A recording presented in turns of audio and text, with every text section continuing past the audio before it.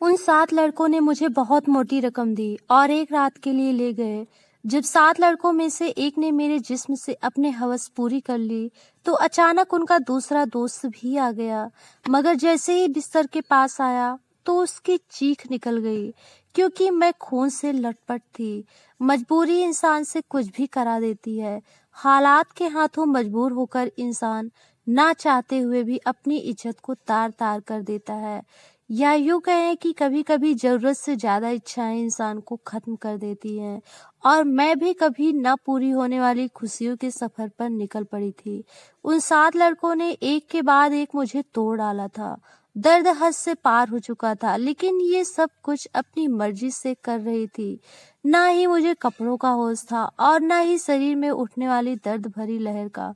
2 ही लड़कों ने मेरा ऐसा हाल कर दिया था कि मेरा सारा बदन जख्मी हो गया था। ये सोचकर मेरी आत्मा करा रही थी कि और 5 लड़के भी मेरे साथ अपनी हवस पूरी करने आने वाले हैं और मुझे पूरी खुशी से उनकी भी इच्छा पूरी करनी है। मैंने कभी सोचा भी नहीं था कि मेरी जिंदगी की कोई रात ऐसी भी होगी। ये सब एक भारी कीमत के बदले कर रही थी। इसके पीछे हटने का कोई सवाल ही नहीं था। मेरी जिम्मेदारी और मेरे घर वालों की ख्वाहिशें थी, मुझे इस रास्ते पर ले आई थी, जहां मैं एक ही रात में 7 लड़कों के साथ रात गुजारने को तैयार हो गई थी। ऐसी हालत में तो किसी लड़की के लिए ऐसा सोचना भी मुमकिन नहीं था। लेकिन मैं जिस जगह खड़ी थी, वहां मुझे फैसला करने में ज्यादा समय नहीं लगा था। वे सब शरीर के बहुत हट्टे-कट्टे और नौजवान थे, जिनकी ताकत के आगे मैं कुछ भी नहीं थी। बिस्तर पर 2 ही लड़कों ने मेरी हालत इतनी खराब कर दी थी कि आगे मुझ में और हिम्मत नहीं थी। उन दोनों ने मुझ पर काबू पाकर मुझे पूरी तरह अपनी हवस का निशाना बना लिया था। ये पहली बार था कि मुझे किसी मर्द ने छुआ था। दूसरे लड़के के निकलते ही तीसरा लड़का भी कमरे में अंदर चला आया। मैं थक चुकी थी। मैं गहरी सांस बाहर निकाल रही थी। मैं थोड़ा समय चाहती थी, लेकिन वह कहने लगा कि इतना टाइम नहीं है मेरे पास। बाहर उसके और भी दोस्त इंतजार में बैठे हैं। उसकी बात सुनकर मेरी आंखों में आंसू बहने लगे और मेरे पास चला आया। मेरे आंसुओं का उस पर कोई असर नहीं हुआ और अपनी मनमानी करने लगा। मेरे तन में बर्दाश्त की शक्ति खत्म हो रही थी। मैं बार बार उसे खुद से दूर करने की कोशिश करती, लेकिन वह उतना ही मुझ पर हावी होने लगता। ऐसा लग रहा था जैसे उसे खेल में मजा आ रहा है। मेरा धक्का देने पर मैं पहले से भी ज्यादा जोश में मेरे करीब आता, इसलिए अब मुझे रोकने की गलती नहीं कर रही थी और खामोशी से उसकी मनमानी झेल रही थी। 1 घंटे तक अपनी प्यास खत्म करता रहा और जाते जाते उसने अपने दांतों के निशान मेरे होठों और गालों पर छोड़ दिए और कहने लगा कि अगर तुम दोबारा मौका दो तो वह मेरे साथ दोबारा वक्त गुजारने आएगा। उसके जाने के बाद मैंने एक नजर अपने ऊपर डाली तो मैं कांप गई। जिस्म का कोई हिस्सा ऐसा नहीं था जहां जख्म मौजूद ना हो। किसी लड़की ने तो हद से ज्यादा था। तीसरे लड़के ने हद से ज्यादा कर दी। जगह जगह उसके दांत के निशान पड़ चुके और फिर बचे उन 2 लड़कों ने भी 1 घंटा मुझे इसी तरह ताड़े रखा। उन लोगों का मुझ पर जरा भी रहम नहीं आया और आता भी क्यों, उन्होंने पूरे 1 लाख के बदले मेरे साथ रात खरीदी थी। वे सब तो अपना अपना हिस्सा वसूल रहे थे और ये एक रात मेरी जिंदगी की काली घनी रात बन गई थी। मेरा हाल ऐसा था कि मुझे कुछ हो ही नहीं रहा था। मैं खुद से करवट बदलने की काबिल भी नहीं रही थी। धीरे धीरे दर्द से मेरी आंखें बंद होने लगी थी और तभी लड़कों ने मुझे बताया कि उनका एक और दोस्त भी आ गया है। मुझ में इतनी हिम्मत नहीं थी कि मैं इनकार कर पाती, इस बात का विरोध कर सकती। जैसे ही 7वां लड़का मेरे कमरे में दाखिल हुआ, मेरे बिस्तर के करीब आया, तो मुझे देखकर उसकी चीख ही निकल गई। मेरा नाम सुप्रिया है। मेरी उम्र 23 साल की है। मैंने बीए किया हुआ है, लेकिन आज के जमाने में ग्रेजुएशन कुछ भी नहीं होता। लोग डिग्री हाथों में लिए सड़कों की धूल चाट रहे होते हैं और ये बात मुझे उस दिन महसूस हुई जब मैं नौकरी की तलाश में निकली। हर कंपनी के आगे नौजवानों की बड़ी सी लंबी लाइन लगी होती थी, जो अपनी बारी के इंतजार में थे। ऐसे में मुझ जैसी लड़की को नौकरी कहाँ मिल सकती थी, जिसके पास न ही तजुर्बा था और न ही कोई बड़ी डिग्री। मैंने एक स्कूल में काम तलाशा। उन स्कूल वालों को मेरा एक्सपीरियंस अलग से चाहिए था, जो कि मुझ में नहीं था। परेशान होकर मैं अपनी पुरानी फ्रेंड से नौकरी के लिए बात की, तो उसके भाई के जरिए से मुझे फूड कैफे में वेटर की नौकरी मिल गई। यह शहर के इलाके में बना हुआ था, जहां हर वक्त मर्दों की बहुत ही ज्यादा भीड़ रहती थी। उन्हें एक मॉडल सी लड़की वेटर के नाम पर चाहिए थी, जिसके छोटे छोटे से बाल कंधों पर फैले हुए हों और बहुत सारा मेकअप करके डाइनिंग हॉल में खड़ी हो। मैं यूनिफॉर्म पहने अपने बैग में डालकर वापस घर लौट आई थी। मैं अभी तक फैसला नहीं कर पाई थी कि मुझे नौकरी करनी है या नहीं, क्योंकि यह मेरे लिए एक बहुत ही मुश्किल का काम था। बाबा की गैर मौजूदगी में कभी बिना जरूरत के घर से निकलने की नौबत ही नहीं आई थी, और फूड कैफे में तो इतने सारे मर्दों के बीच मेरे लिए बहुत ही घुटन भरा काम था। मगर भूख इंसान से सब कुछ करवा लेती है। मैं वापस वहां से घर पर आ गई तो मेरी माँ दरवाजे पर ही परेशान खड़ी थी। मुझे देखकर उनकी आंखों में आंसू आने लगे थे। मैंने माँ को गले लगाया और उन्हें बताया कि मुझे एक अच्छी जगह नौकरी मिल गई है और कल से मुझे नौकरी पर जाना है। माँ मेरे सर पर हाथ रखकर कहा कि अब तुझसे ही मेरा सहारा है। उन्होंने सारी जिम्मेदारी मेरे कंधों पर डाल दी थी और मैं सोच रही थी कि मैं ये जिम्मेदारी कैसे निभाऊंगी, लेकिन मुझे फर्ज निभाना था। माँ पूछ रही थी मुझे नौकरी कहाँ मिली, लेकिन मैं उन्हें नहीं बताना चाहती थी मुझे नौकरी कहाँ मिली है। इसलिए मैंने माँ से कह दिया कि एक बड़ी सी कंपनी है और 12 घंटे की ड्यूटी रहेगी। कभी कभी ड्यूटी 24 घंटे की भी हो सकती है। मेरी नौकरी का वक्त जानकर माँ मेरी तरफ देखने लगी। ये कौन सी कंपनी है जो 24 घंटे तक चलती है? इस वक्त हमें पैसों की इतनी जरूरत थी कि माँ ने और ज्यादा सवाल करने की बजाय मुझे तरक्की की ढेर सारी शुभकामनाएं देने लगी। इतने में मेरी फ्रेंड आई, न जाने वह मुझे कहाँ ले जाने वाली है। मैंने अपना यूनिफॉर्म कैफे में आकर बदला था। मैनेजर ने मुझे कैफे के दरवाजे के करीब ही खड़ा कर दिया और कहने लगा, आज तुम्हारा पहला दिन है, और गुस्सा होकर कहा कि कैसा मुंह उठाकर आ गई हो, पहले मेकअप करो। मैनेजर की बात सुनकर, क्योंकि मेरे पास मेकअप नहीं था, वहां मौजूद दूसरी लड़की ने अपने मेकअप से मुझे रेड हॉट कलर की लिपस्टिक लगाई और मेरा मेकअप किया। वह बहुत जल्दी जल्दी हाथ चला रही थी, और उसके बाद जब मैं अपने आप को आईने में देखा तो मैं हैरान रह गई। मुझे मालूम था कि मैं खूबसूरत हूँ और मेरा रंग भी साफ है। जान गई थी कि नौकरी मुझे मेरी काबिलियत की वजह से नहीं मिली, बल्कि खूबसूरती की वजह से मिली है। नौकरी का यह पहला दिन मेरे लिए बहुत ही भारी था। मैं 3 बजे से दरवाजे पर खड़ी आने जाने वाले मर्द और औरतों को वेलकम कर रही थी। यहाँ औरतें कम आती थी, ज्यादातर मर्द ही आ रहे थे। रात तक मेरे पैरों में बहुत ज्यादा दर्द हो चुका था और अभी मुझे वापस धक्के मुक्के खाकर घर भी पहुंचना था। 1 के करीब मैं घर पहुंची थी। माँ मेरे इंतजार में जाग रही थी। मैंने माँ के साथ जल्दी से बिस्तर पर लेट गई। मुझे बाबा की बहुत याद आ रही थी। बाबा ही मेरे सबसे ज्यादा नखरे उठाया करते थे, जो अब नहीं है।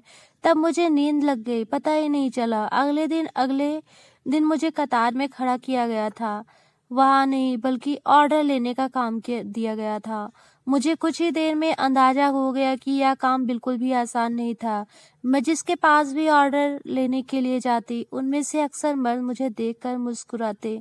बदले में मुझे भी मुस्कुराहट जारी करनी पड़ती, क्योंकि ये मेरी नौकरी का नियम था। कुछ लोग जानबूझकर ऑर्डर देने में काफी वक्त लगाते थे, और कभी कभी तो ऑर्डर देते वक्त इस कदर करीब आ जाते कि मेरी सांस रुकने लगती।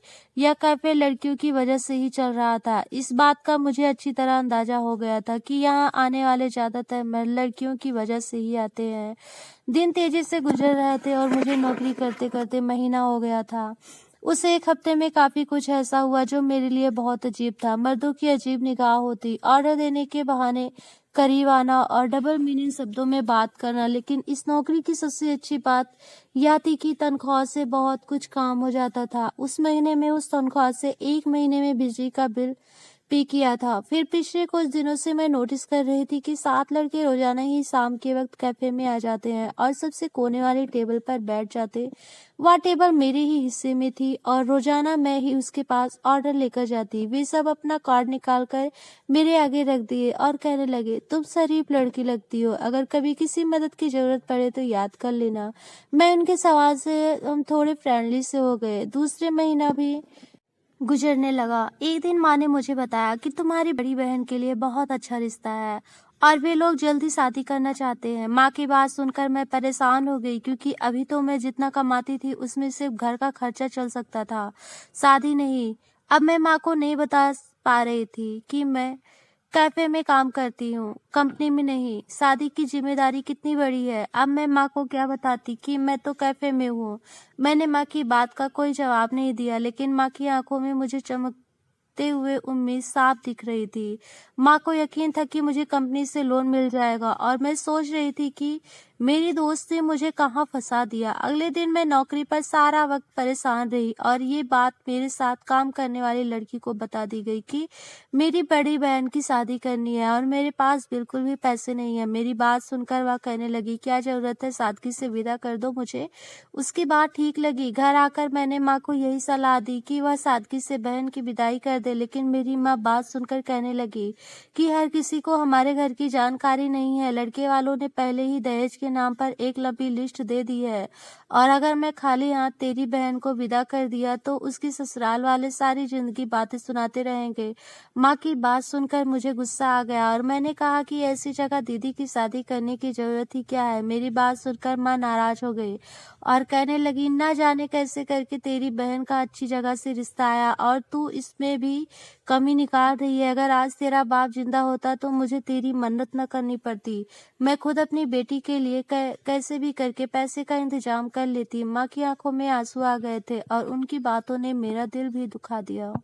वह ठीक ही कह रही थी। अगर पापा जिंदा होते तो वह किसी भी तरह पैसे जमा कर ही लेते। मैं माँ को गले लगा ली और उससे वादा कर लिया कि मैं जल्दी पैसों का इंतजाम कर लूंगी।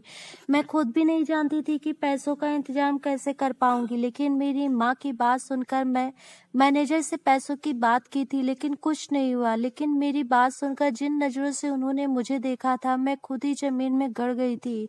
वह लड़के अभी भी रोजाना ही आते थे। मैं उनका ऑर्डर लेने गई तो उनमें से एक कहने लगा, क्या बात है, आज तो आपका चेहरा बिल्कुल ही उतरा हुआ है। उसकी बात सुनकर न जाने क्यों मेरी आंखों में आंसू आ गए थे। वे बार बार पूछने लगा कि मैं उसे अपनी परेशानी बताना न चाहते हुए भी मैंने उसे अपनी परेशानी बताई, क्योंकि मुझे भी किसी ऐसे इंसान की तलाश थी जिसके आगे मैं खुलकर अपना दर्द बयां कर सकूं। मेरी बात सुनकर उनके चेहरे पर मुस्कुराहट आ गई और वह कहने लगे, बस इतनी छोटी सी बात के लिए आप इस कदर परेशान हैं।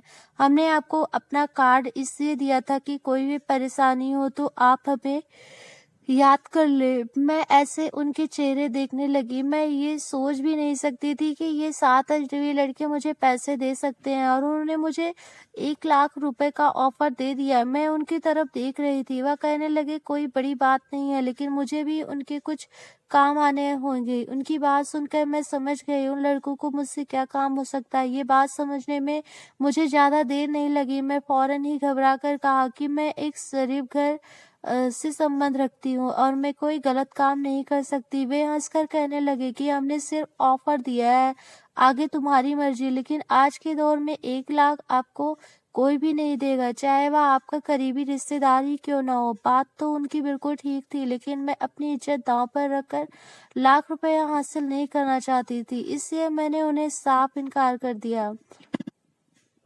मैं हालात से पूरी तरह थक चुकी थी और ऐसे ही थकी हारी जब लौटकर घर आई तो मेरी माँ और बहन मेरे इंतजार में थी। माँ ने बताया कि दीदी के ससुराल वाले 1 महीने बाद ही शादी की बात कर रहे हैं और वे दीदी के साथ साथ छोटी को भी अपने छोटे बेटे के लिए लेना चाहती है। इसी तरह एक खर्चे में दोनों शादियां हो जाएंगी। छोटी की रिश्ते का सुनकर जहाँ मुझे खुशी हुई थी, वहाँ 1 महीने का वक्त सुनकर मेरी जान निकल गई। पैसों का कोई इंतजाम ना हो सका था और माँ मुझसे उम्मीद बांधे बैठी थी। मैंने एक नज़र दीदी के चेहरे पर डाली। उसके चेहरे पर बहुत समय बाद खुशी की रौनक नज़र आ रही थी।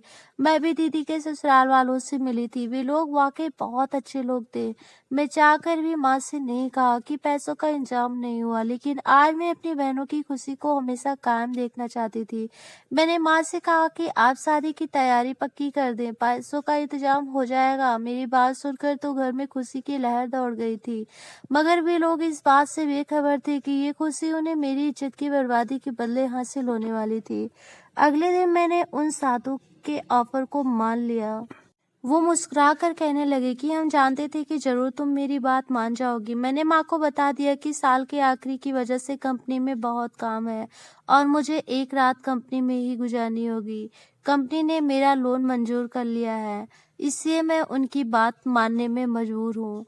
लोन पास होने की बात सुनकर माँ बहुत खुश हो गई कि उन्होंने मुझे रात रुकने की इजाज़त भी दे दी और मैं कैसे छुट्टी होने के बाद वह 7 लड़कों के साथ चली गई। उन 7 ने मुझे अपना शिकार बना डाला और जब छठा लड़का अंदर आया तो मुझे देखकर उसकी चीख निकल गई, क्योंकि पूरा बिस्तर खून से लटपट था और मैं अपनी जिंदगी की शायद आखिरी सांस ले रही थी।